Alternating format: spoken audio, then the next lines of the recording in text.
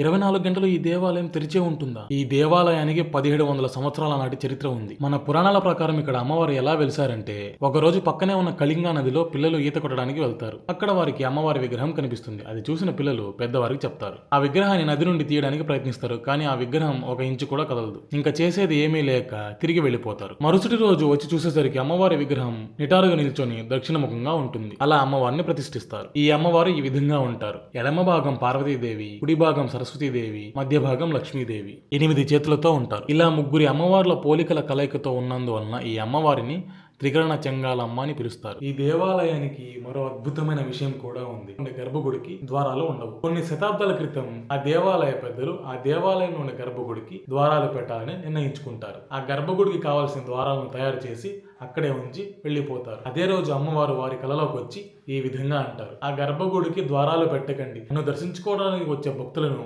నేను నిత్యం రక్షిస్తూ ఉండాలి.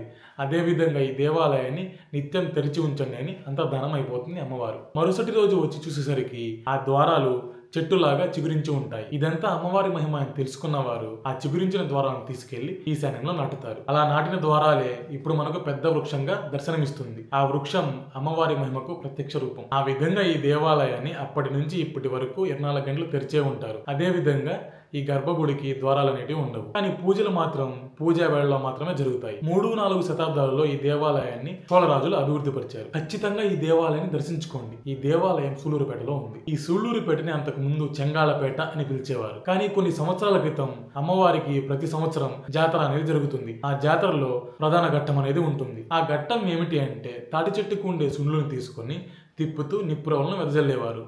ఇది అమ్మవారి జాతరలో ప్రధానమైన ఘట్టం. అలా ఆ జాతరను చూడడానికి చాలా మంది వచ్చేవారు.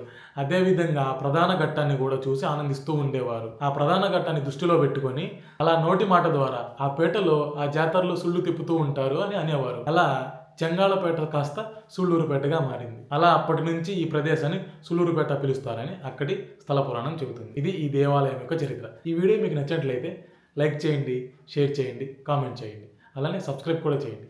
మరో వీడియోలో మళ్ళీ కలుద్దాం.